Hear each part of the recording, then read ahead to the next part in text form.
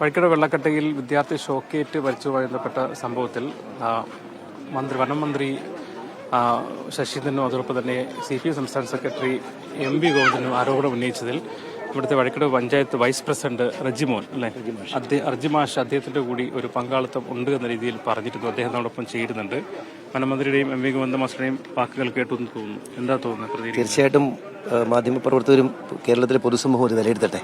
ഈ ഒരു നാടും ഈ ഒരു പ്രദേശവും ബന്ധുമിത്രാദികളും ഞങ്ങളെല്ലാവരും ഈ അതിദാരുണമായ ഒരു ദുരന്തത്തിൽ വളരെ ദുഃഖകരമായി നിൽക്കുന്ന സാഹചര്യത്തിലൂടെയാണ് ഈ നാട് കടന്നു പോകുന്ന സാഹചര്യത്തിലാണ് ഉത്തരവാദിത്തപ്പെട്ട സ്ഥാനത്തിരിക്കുന്ന ആളുകൾ ഇത്തരത്തിലുള്ള നിരവധി പ്രസ്താവനകൾ നടത്തുന്നത്. ഞാൻ പഠിപ്പിച്ചൊരു വിദ്യാർത്ഥി കൂടി ഇന്നിവിടെ ഈ മരണപ്പെട്ടിരിക്കുന്നത്. ഒരു അധ്യാപകൻ നിലയ്ക്കും ഒരു പൊതുപ്രവർത്തന നിലയ്ക്കും ഈ പൊതുസമൂഹത്തിന് എന്നെ അറിയാം. ഒരു തെരഞ്ഞെടുപ്പിന്റെ മുഖത്ത് ഇത്തരത്തിലുള്ള രാഷ്ട്രീയ ആരോപണങ്ങൾ അത് കേരളത്തിലാണ് ഇദ്ദേഹം ഈ പറയുന്നത് എന്ന് അദ്ദേഹം മനസ്സിലാക്കുന്നില്ല എന്നാണ് ഞങ്ങളുടെ സംശയം. തീർച്ചയായിട്ടും ഇത് കേരള സമൂഹം അല്ലെങ്കിൽ നിലമ്പൂരിലെ ജനം തീർച്ചയായിട്ടും ഇത് പുച്ഛത്തോടെ തള്ളിക്കളയും എന്നൊരു യാതൊരു സംശയമില്ല. ഈ വിനീഷ് എന്റെ സ്കൂളിൽ 7ാം ക്ലാസ്സിൽ വരെ പഠിച്ച വിദ്യാർത്ഥി എന്നതപ്പുറത്തേക്ക് അദ്ദേഹവുമായിട്ട് ഞങ്ങൾക്ക് യാതൊരു പരിചയമില്ല. ഞങ്ങളുടെ രാഷ്ട്രീയ പാർട്ടിയുമായിട്ടും അദ്ദേഹത്തിന്റെ കുടുംബവും അദ്ദേഹവും നേരിട്ട് യാതൊരു പരിചയവുമില്ല.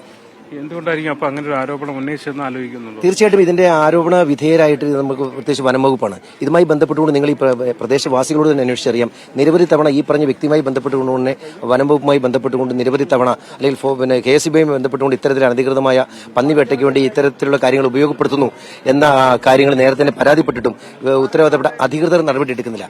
എടുക്കേണ്ട അധികൃതർ നടപടി എടുക്കാതെ ഇത്തരത്തിലുള്ള കാര്യങ്ങൾ വരുമ്പോൾ അതിലത്ത് രാഷ്ട്രീയം കലർത്തുന്നത്, മരണത്തിൽ പോലും രാഷ്ട്രീയം കലർത്തുന്ന അതിനീച നിന്ദ്യവുമായ ഒരു നിലപാടാണ് CPMന്റെ നേതാക്കൾ, ഉത്തരവാദിത്തപ്പെട്ട മന്ത്രിമാരടക്കമുള്ള നേതാക്കൾ സ്വീകരിക്കുന്നത്. തീർത്തും ഈ ഇവിടുത്തെ ജനങ്ങളുടെ മനസ്സിലേക്ക് വലിയ വിഷമമുണ്ടാക്കുന്നൊരു പ്രസ്താവനയായിട്ട് മാത്രമേ അതിന് നമുക്ക് കാണാൻ കഴിയുള്ളൂ. കാര്യം കൂടെ ഗോവിന്ദ മാഷ് പറഞ്ഞു, ഇവിടുത്തെ കാട്ടുപന്നികളുടെ നിയന്ത്രിക്കുന്നതിന് വേണ്ടി ഒന്നും ചെയ്തില്ല എന്നുകൂടെ പറയുന്നുണ്ട് പഞ്ചായത്ത്. ഇവിടെ ഒരു അബ്ദുൾ ഗഫൂർ എന്ന ഷൂട്ടറാണ് നമുക്ക് പ്രധാനം. 3 ഷൂട്ടർമാർക്കാണ് നമ്മൾ പെർമിറ്റ് കൊടുത്തിട്ടുള്ളത്, ലൈസൻസ് കൊടുത്തിട്ടുള്ളത്.